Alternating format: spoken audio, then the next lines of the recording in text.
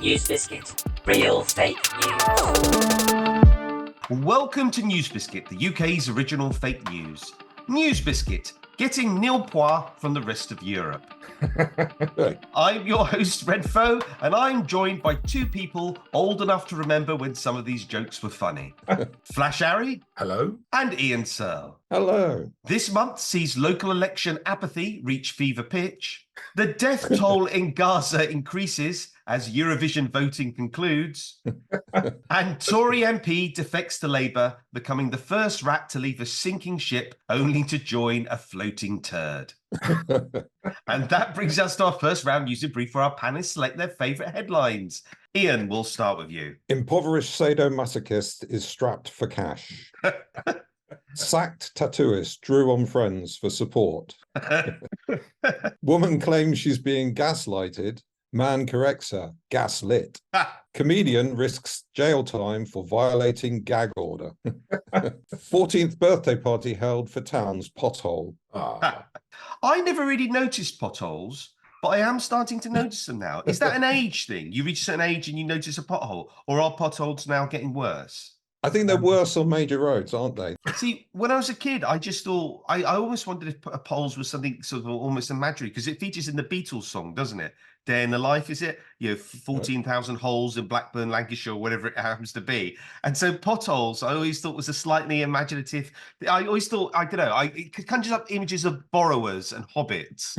And that's what I've got. It always seems quite sort of quaint and slightly sort of mythical. What, coming over here and nicking our bitumen?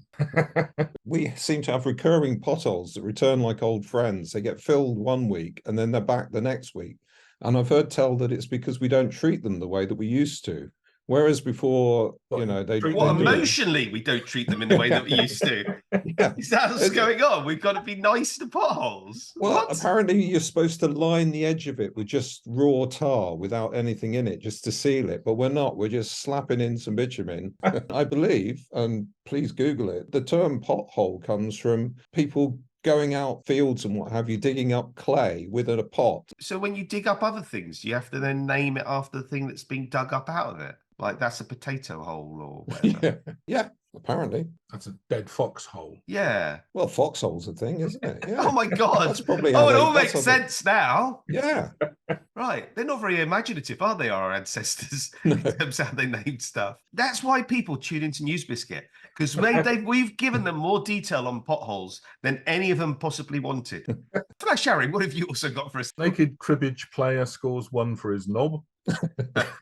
Cocaine worth £40 million found in car park, still not enough to pay for 2 hours parking. Parasite found in Devon water is not Prince Harry. Yeah, this is the infected water. Cryptosporidium is the stuff. Yeah, I know the name because my oldest daughter, when she was a little kiddie, she got infected with it by drinking dodgy water from Portsmouth. And as FlashArry will attest, all the water in Portsmouth is dirty because it's all the bath water from sailors. This is all true. This is all verifiable. But me and her got a bit kind of misty-eyed when Cryptosporidium came back in the news. We're like, oh, that's your thing that you had. I immediately thought it was some sort of digital currency. It does sound cool, doesn't it? Yeah, Cryptosporidium.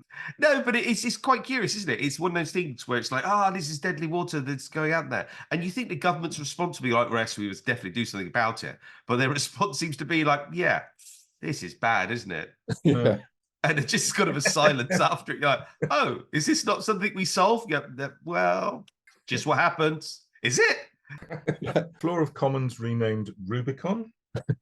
Yeah, this is obviously because we've had some MPs crossing the floor and the like. Most recent one, she seems like a dreadful person who's left the Tories to join Labour. She seems absolutely appalling. Oh, yeah, I was curious because there seems to be no due diligence on the part of the Labour Party when she defected. You're like, you could literally look up her voting record. You'd be working the same building as her for years, but they seem completely like, we didn't know she was a rotter. Oh well, she's in now. You're like, But surely it's that old thing about there's more rejoicing in heaven over the repenting. Maybe that's the way they're looking at it. Think she's like seen the light and she's a better person?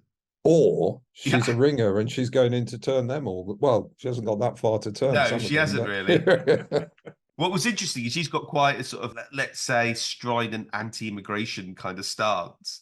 and she's wandered into the Labour Party. They've gone, yep, you Yeah. like that? You're like, oh, okay. She hasn't even had to move an inch on this policy. You're in fact just gonna, okay, you're gonna go front and centre with her. Yeah, so I feel that it's less about she's defected to the Labour Party. I feel the Labour Party is defected to her. Yeah. But yeah, there's talk of other ones defecting. And obviously the internet's had a bit of a laugh of it because they've gone, is it going to be Sauron next? Or Theresa May was one name that was bandied around. Well, she's got such a great CV. Such a wonderful track record. Why wouldn't you want someone like that on board? Be fair, the only way that she's going to cross that floor is if they start planting a field of corn on it. Yes. Oh, that would be a beautiful scene, wouldn't it? She just runs across Yeah. in kitten heels. Straight man caught enjoying Eurovision. Did we all enjoy Eurovision? Were we all watching it? I certainly did a bit, some of it. Oh, No, you guys don't at all, even slightly. No, we kind of usually do a Eurovision party. Well, we did slightly tune in this year out of kind of morbid curiosity to see what happened with the Israeli entry, because we were like, oof, this could be awkward, but equally so could be quite funny TV. The Israeli entry actually had actually genuinely pretty good song, and the booing wasn't too bad. But apparently after the event, loads of people sort of confessed online, very sort of ardent sort of Zionist kind of supporters, that they'd been voting sort of 20 odd times in order to get Israel to try and win the competition. And I was thinking, that's a lot of energy put into this. And they seem to be suggesting that somehow if they'd managed to get Israel to win Eurovision, somehow that would have offset. Yeah, legitimizes. Yeah. Somehow they could have submitted that to the International Court of Justice as evidence on, you're like, I'm not sure that's how it works in Eurovision. You don't get to win the Eurovision and then do a few war crimes. Can you imagine if Bucks Fizz had done that? If Cheryl Baker had just gone on a lot of ethnic cleansing off the back of their big victory? I've killed a lot of people, but I also pull off their skirt at the same time. I mean, it would just be so strange. But there is a precedent. I mean, when you think about it, Waterloo was actually about an annihilation. Our next round is True Biscuit, where a panel has to guess which is a real headline and which is a fake one. Ian. Toronto Police Service has some new advice for vehicle owners. To prevent the possibility of being attacked in your home, leave your fobs at your front door because they're breaking in to steal your car. They don't want anything else. That sounds like a very sensible sort of Canadian solution. Yeah. I do understand that kind of that pragmatism of why let someone break into your house and the fear involved in it.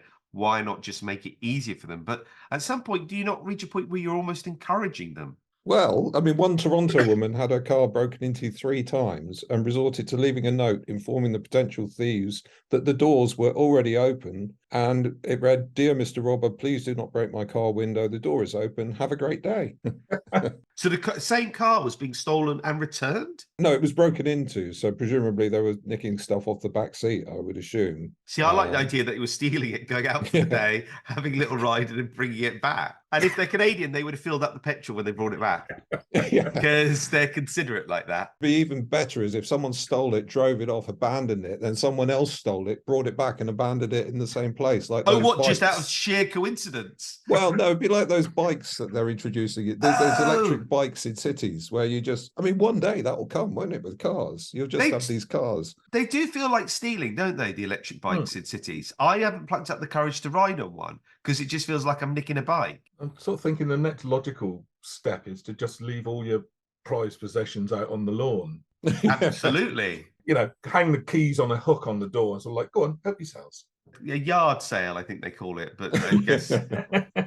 My other slight concern is about the skill set of Canadian thieves. If you take all of the skill out of being a thief in terms of breaking or what have you, are we just creating an underclass of thieves who have no discernible skills? That if all you're doing is wandering into someone's gun, picking up a thing, anyone could have done that. Also, you are reducing the skill set of the police force. Apparently, the Toronto Police Association ran an advertisement asking for budget increases. It said almost 4,000 calls are placed to 911 every day, and the response time for the police reached a staggering 22 minutes in 2023. The ad was met with heavy criticism, essentially informing criminals of the potential time frame where the police would not be able to respond. Oh, that's great. That's great.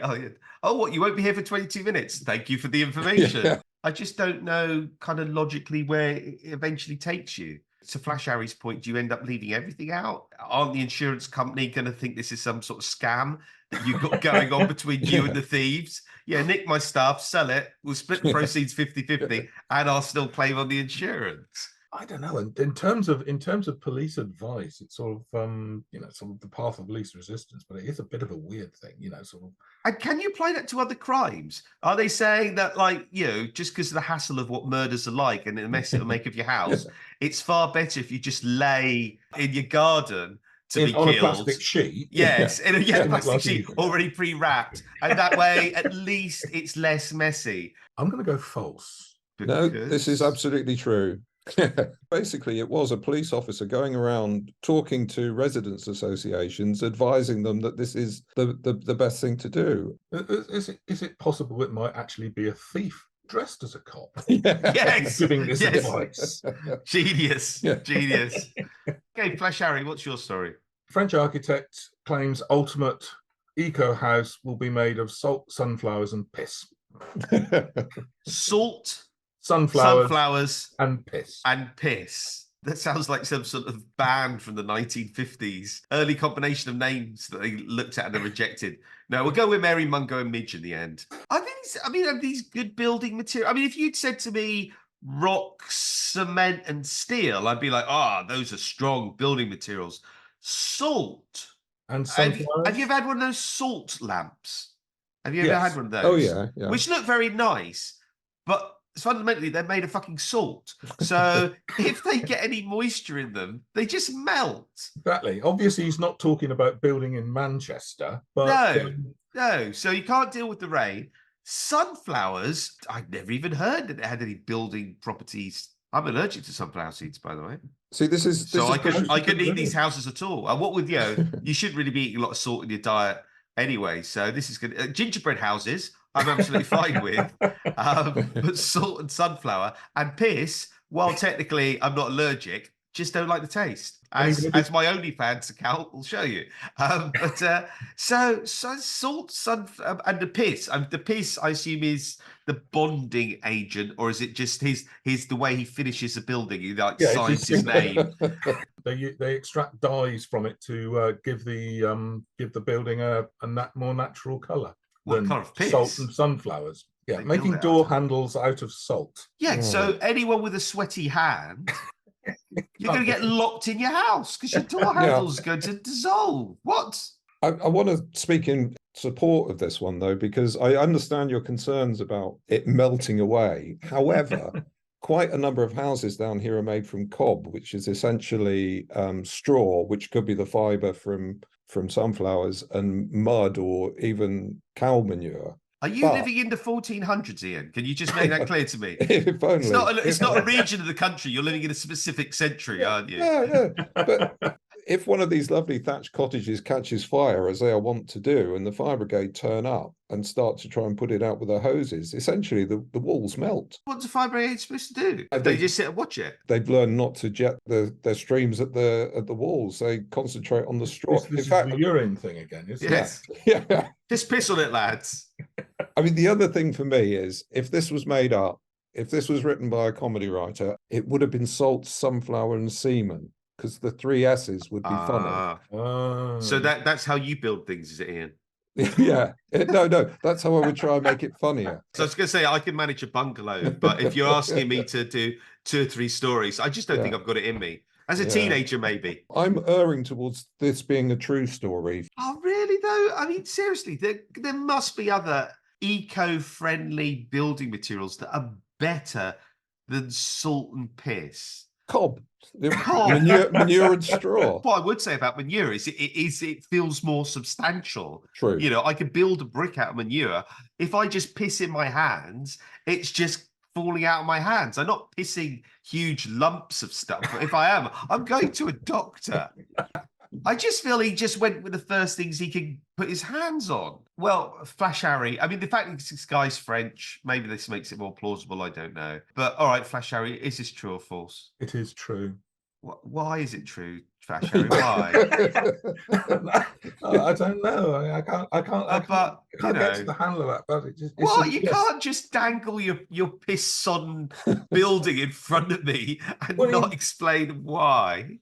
Well, I haven't spoken to the guy, but I'm just assuming that the house smells faintly of tweed when you when it gets a bit damp. Ian, do you have a second one for us? Ooh. Family Christmas lights crash national grid. Now, is this the royal family? Because I can imagine they got a big fuck-off tree and they could do this. It's a couple from Hounslow. I don't think the royal family come from Hounslow. I could be wrong on that one. They have been ordered to switch off their elaborate external Christmas decorations or else face prosecution. These include a tableau featuring well-known seasonal figures such as Homer Simpson, a Wookiee, John Wayne, and several Lord of the Rings characters, a pink Cadillac, and a 10-foot Elvis dressed as Santa. The energy provider said we have to switch off, said John McDade. They told us that whenever our lights went on, Slough was plunged into darkness. I think if anyone who's come from Slough will just tell you Slough regularly gets plunged into darkness, but that's just a metaphor. State. Apparently, aircraft landing at Heathrow have been complaining that the glow in the sky from our lights was putting pilots off. The bunch of miserable gits. Don't they know it's Christmas?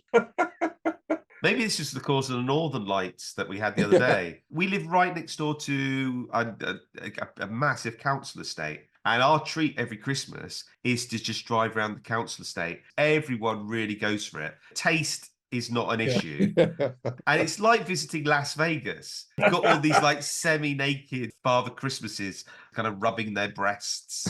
You've got all sorts of really weird and wacky. Oh God, yeah. I mean, I got to be honest, I'm very fond of an inflatable penguin. Okay, but that's nothing to do with this, is it, Ian? This is just, I don't know why you've offered that up. Yeah, if you've got an inflatable penguin in your front garden, Ian will worry it, yes. But there is a tipping point where it stops being a celebration of Christmas and it's just Ian fucking a penguin. I'm more sceptical of the amount of electricity this would involve, that you'd be pulling that out from the grid to plunge Slough into darkness. Although I suppose the question is, how much electricity does Slough use? I know they've only recently discovered fire, so well, maybe it wouldn't take that much. One of the buildings that I used to work in, there were two projects going on at the same time. Kettles at 3 o'clock on a Friday afternoon was enough to wipe this building out. That's all it was. That sounds very deliberate. So I suppose everybody had to go home. Oh yeah, it was always on a Friday as well, was it? Ian? No, it was because of particular projects that happened on a Friday. Ah, yes, and it wasn't because happy hour started earlier at the local pub, was it? In fact, what they did was they sent a memo around telling everyone not to have a cup of tea at 3 o'clock, but some people were allowed at 2 and others at 4 to try and balance the whole thing out. That's how they got around it. Well, that's just woke gone mad there, Ian. If we as Brits can't have a cup of tea where we want, then then the terrorists have won. This almost feels like the kind of the butterfly effect. Butterfly flaps its wings and someone puts on a cup of tea in Tokyo. And Slough goes dark. Is this what we're talking about? If you accidentally join in a building, which is possible, the two voltages, it's horrendous. That's what I remembered. Well, bearing in mind that I didn't get this far in GCSE. So what happens if you join the two voltages together? Well, you get a big voltage, even bigger than the normal mains voltage, and it's instant death. That's you don't get blown across the room and your hair starts looking like Doc Smith out of Back to the Future and smoking. You're a goner. That's it. Right. How am I joining two voltages? In my head, it's that bit in Ghostbusters where they cross the streams. Is that what we're talking about? Pretty much like that, yeah. How can my thing in my head about Ghostbusters be close to reality? Don't feed me like this. Don't lean into my stupidity. Don't go, oh yeah, you're pretty close. No, I can't be close on this. What? There's a huge Stay Puft Marshmallow Man. And then there's... That's what you'd look like after. So that's why in workplaces, you shouldn't have a Christmas tree. Yeah, well, yeah. Because I hate Christmas trees in workplaces, and I love Christmas because it just feels like they're manipulating me into coming into work, and they're going, "Oh, look how jolly your workplace is." I'm like, "Look, I wouldn't come here if you didn't pay me." That's how this works. This is this arrangement that we got going on here. I'm not your best friend. Our horrible cheap Christmas tree and cheap decorations in our office. The thing that gets me is the glitter that it sheds. That's going to kill you surely, and it hangs around for months. It's horrible, and it's hard to explain to your wife when you got home. Because it just looks like you're having an affair with the stripper all year round. Yes, or a small leprechaun. We had a 15-foot tree of Christmas, and it was only decorated up to about 8.5 feet because the guy couldn't be bothered to go get the scissor lift. That's excellent. Basically, a Christmas tree for Jazzle. It does feel a little bit rude in a kind of a sexy way of a half-dressed Christmas tree. It would feel slightly topless, I guess. Yeah. I'd feel slightly ashamed to look at a Christmas tree if it was only halfway up. I'd be like, oh no, cover yourself. Don't. I'll wait till you put something on. I think I could set up a website for this. I reckon I can get people, middle-aged men interested in it. Just like a hint of foliage up the top. I'm going to go for true. He's just tricked you with science. They'll do that all the time. You stick to your guns, FlashArry. The Earth is flat. Oh, I haven't got any guns this early in the morning. It sounds plausible, but then... no, it's only because he's thrown in some extra stuff and you never studied at school, so you're willing to accept it. It's like when someone does something in Latin, everyone goes, oh, it must be true. That's how Boris Johnson became Prime Minister. Unfortunately, it was false. It was a NewsBiscuit. Old NewsBiscuit. I should go and get my gullible hat then.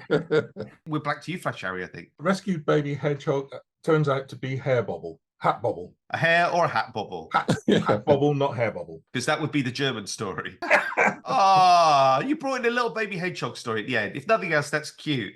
The last few weeks, people have brought in the most horrific stories.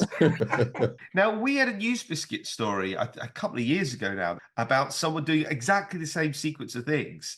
But for them, they thought it was like it was a dead leopard, I think, by the side. And I don't know which is worse. Pull over a leopard where you go, clearly it can't be a leopard. What am I thinking? Or a hedgehog, which is obviously much more true. But you're going, really?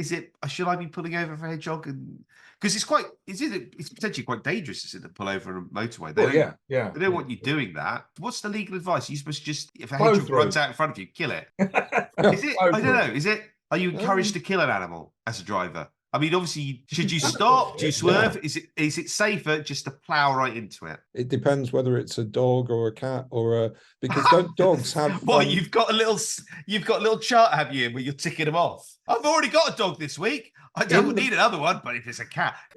In the back of my mind somewhere, I've got, if you run over a dog, you have to report it because they were licensed and therefore they were a legal entity. Whereas if you run over a cat, you don't have to tell anyone about it. I don't know if that's true. Cats all technically illegal migrants then? Probably, yeah. Came over from Burma and the like. Pea green boat with an owl. No, that's a trafficker.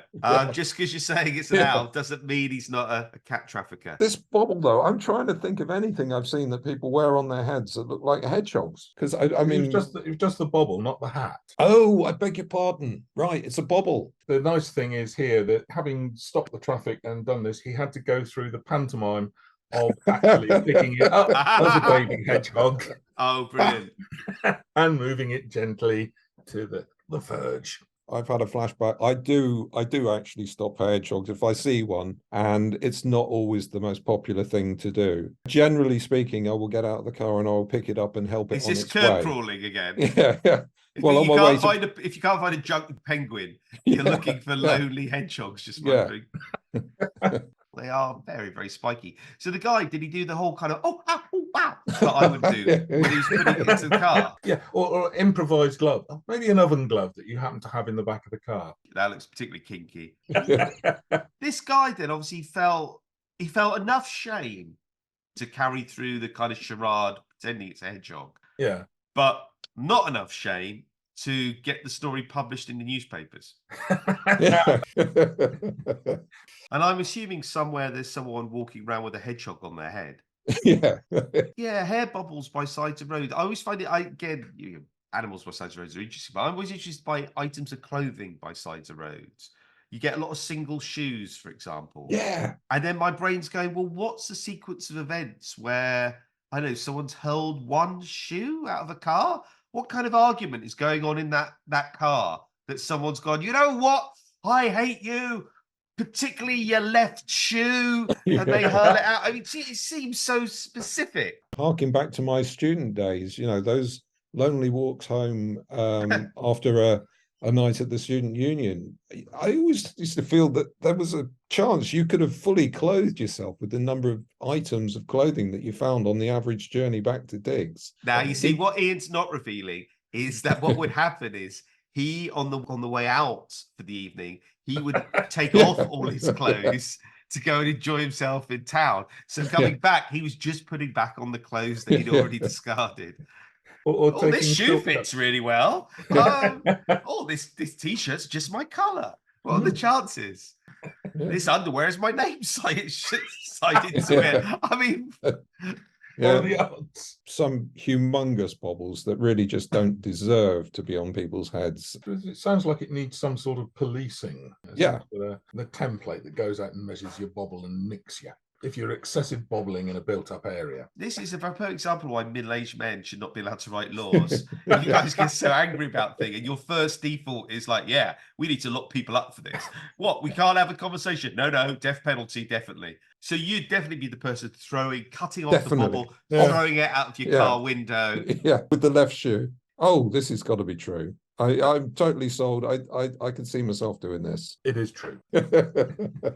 Hedgehogs, cute. Who doesn't like a hedgehog? Exactly. Yeah, I've never heard a bad thing about hedgehogs, but maybe I don't know enough about them. Someone the other day was telling me something horrific about what sea otters do. With hedgehogs? No, but they definitely would do. Finally, we reached the magic 8 ball. Each of our guests is going to give us their predictions for next month's news. Harry Potter franchise launches its house elf musical, Hello Dobby. Government to reduce hospital waiting lists by building more corridors and less wards. And that brings us to the end of this episode, and I can reveal this month's winner is Stormy Daniels, who this time got to screw Donald Trump without actually having to screw Donald Trump. I'd like to thank FlashArry. Cheers. And Ian Seale. Thank you. And I leave you with these headlines. Strange, colourful lights in the sky is just seepage from ABBA hologram concert. Man who bred 6-seater horse admits he's got a lot riding on it. And Sunak's master plan to win the election is to defect to Labour.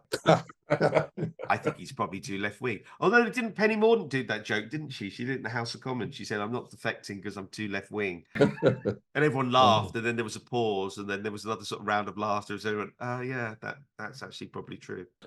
Yeah, it's no longer funny. It's now just become sad. You've been listening to NewsBiscuit, free to read and free to write for. We accept submissions from any budding satirist, young or old. Visit newsbiscuit.com to submit headlines, stories, and to support new writers. NewsBiscuit, real fake news. But Ren, when you said piss-sodden buildings, if you'd said that earlier, it would have sold it to me straight away, because every multi-story car park I've ever been in must be made out of salt, sunflower and piss. Yeah, that's true.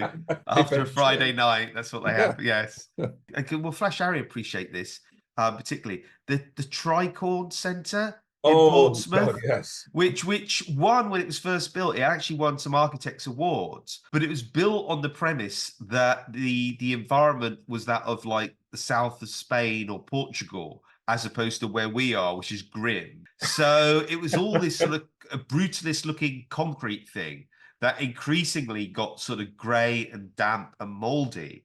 And it just looked like, eventually it became one of the most hated buildings in the country. And it just looked like the place you go to be murdered. That's the vibe there it were had. Queues forming. To just be murdered, yes. It was, the Tricorn was so hideous. And they knocked it down. And this is the thing, they didn't even bother replacing with anything. They just left it, didn't they? It's just a space. And it looks so much better than what it was before. It's just a barren landscape. And you go, that's an improvement. The Tricorn, that was bad.